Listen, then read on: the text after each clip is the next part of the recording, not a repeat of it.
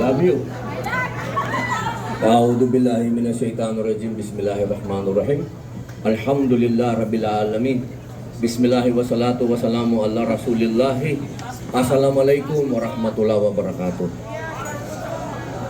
Pagbati po ng kapayapaan sa inyong lahat, mga mahal kong kasama sa PDP Laban. Ako po ngayon ay nasa inyong harapan. Kasama po ang pinakamagaling na Pangulo ng Pilipinas, Rodrigo Roa Duterte. Mga mahal kong kababayan, dapat tayo ay proud. Parang hindi ko naririnig na proud tayo. Proud ba kayo? Dapat, alam nyo, bihira lang dumating sa buhay ng tao ang ganitong pagkakataon na pwede tayong may gawing maganda sa ating bayan. Bihira po yan. Kaya pag dumadating ang pagkakataon na to, dapat tayo ay buhay na buhay. Hindi po tayo pwedeng magkamali dahil kasama natin ang pinakamamahal na Pangulo ng buong bansa. Kaya po sana, bilang napatunayan na po ng ating Pangulo at minamahal na Pangulong Rodrigo Roa Duterte ang kanilang kagalingan sa executive, ang hinihingi ko naman po sana sa inyo ay ipaglaban naman po natin itong mga tatakbong mambabatas. Hindi po kasi pwedeng magkaroon ng tagumpay kung ako lang ang nasa Senado, kung si Bato lang ang nasa Senado, o kung si Bongo lang ang nasa Senado. Tatlo lang po kami. Kulang po kami.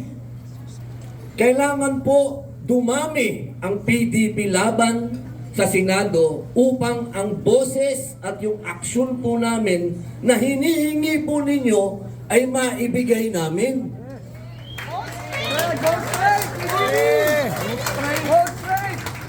Hindi po tayo pwedeng balbon. Kailangan po itong laban natin ngayon, ito po yung laban na pinakamatinding laban sa lahat ng laban.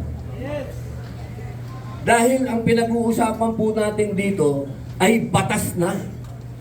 Kailangan po natin tindigan kung ano ang sinasabi ng batas.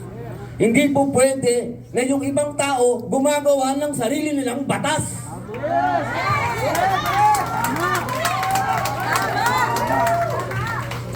Mga mahal kong kababayan, napakalalayo po ng pinanggalingan ninyo. May galing ng Agusan, may galing ng Mindanao, may galing ng Bisaya, may galing ng Cavite. Lahat po yan, nakausap ko rin sa baba. Lahat kami nakapagpa-picture. Pero isa lang po ang hiling ko. Sana, yung pagmamahal po nating lahat kay Pangulong Rodrigo Roa Duterte ay ibigay po natin sa lahat ng mga kandidato nating senador.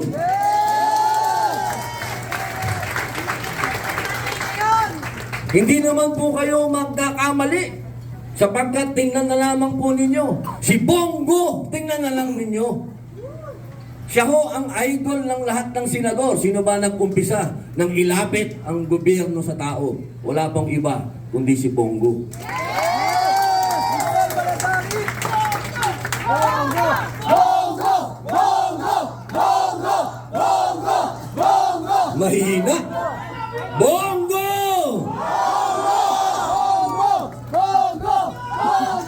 Okay, okay. Ayos na, ayos na. Baka mamalat.